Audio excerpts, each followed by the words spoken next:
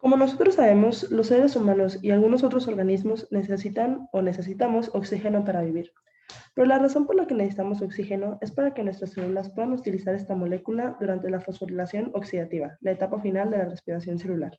La fosforilación oxidativa se conforma de dos componentes, la cadena de transporte de electrones y la quimiosmosis. La cadena de transporte de electrones es una serie de proteínas y moléculas orgánicas que se encuentran en la membrana interior de la mitocondria.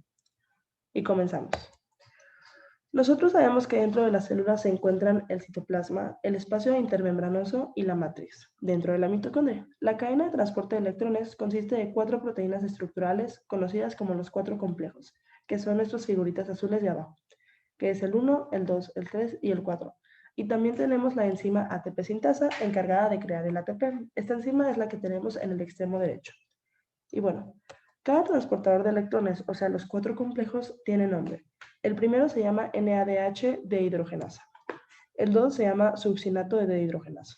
El tercero es conocido como citocromo C reductasa. El 4 es citocromo C oxidasa. Y por último tenemos a la ATP sintasa. Nosotros debemos saber que la cantidad de portadores de electrones que se obtienen de la glicólisis, la fase preparatoria y el ciclo de Krebs son 10 NADHs y 2 FADH2. La cadena de transporte de electrones básicamente es el lugar donde el electrón es transportado, o sea, en los complejos 1, 2, 3 y 4.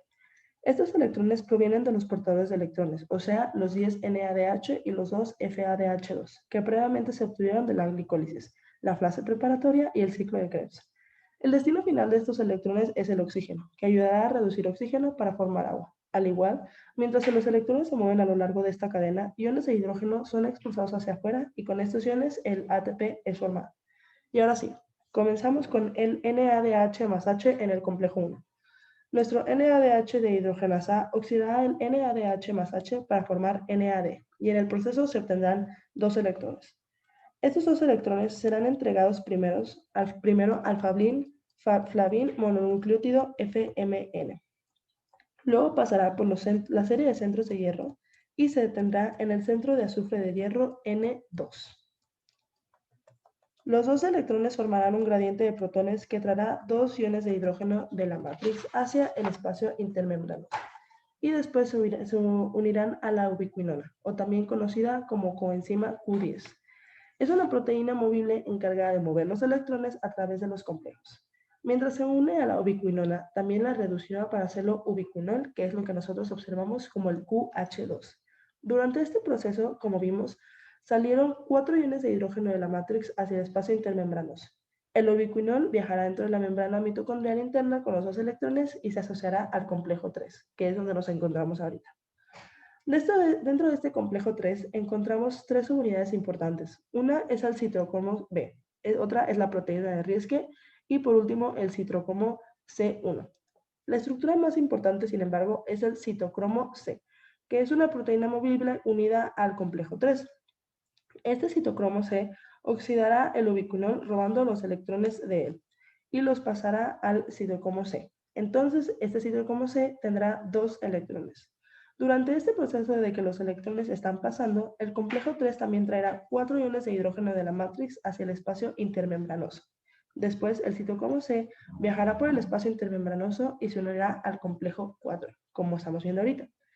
El complejo 4 tiene 3 subunidades, la 1, la 2 y la 3. El citocromo C le dará sus 2 electrones al complejo 4. Después, con los 2 electrones, reducirá la mitad de una molécula de oxígeno, o sea, una molécula de oxígeno, con 2 iones de hidrógenos para formar una molécula de agua.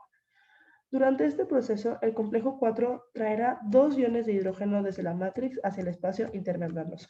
Y en total, vemos que tenemos 10 iones de hidrógeno que fueron traídos desde la matrix hacia el espacio intermembranoso.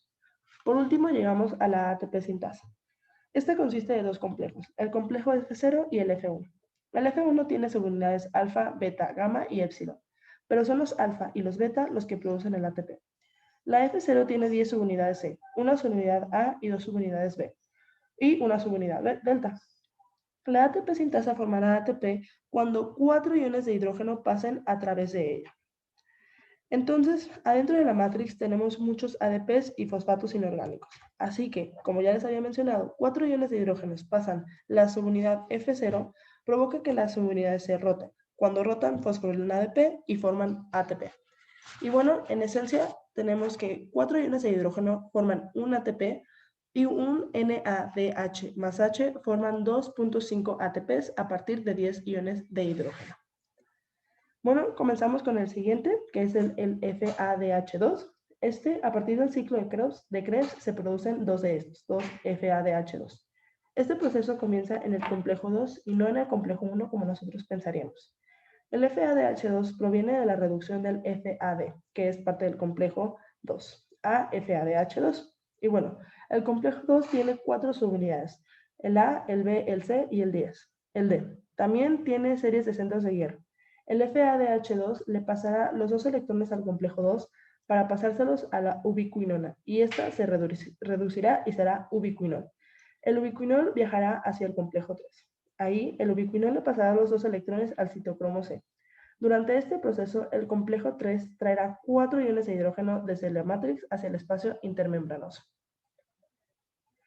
Y bueno, el citocromo C viajará al complejo 4 ahora, que causará que traiga 2 iones de hidrógeno adicionales desde la matrix hacia el espacio intermembranoso.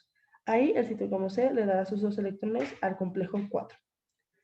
Y bueno, como ya sabemos, pasa casi exactamente lo mismo que en nuestro proceso pasado. Después, con estos 2 electrones, reducirá la mitad de una molécula de oxígeno, o sea, una molécula de oxígeno, con 2 iones de hidrógeno para formar una molécula de agua.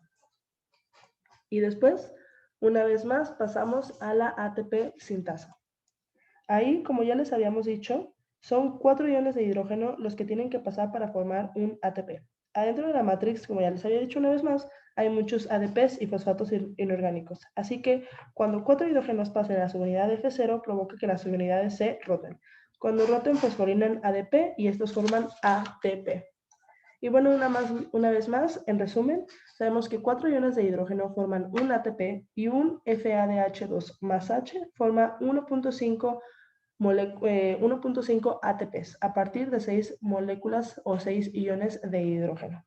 Se producen menos ATPs porque, como les había mencionado, no pasa por el complejo 1, sino que directamente se pasa al complejo 2 y ahí es donde inicia.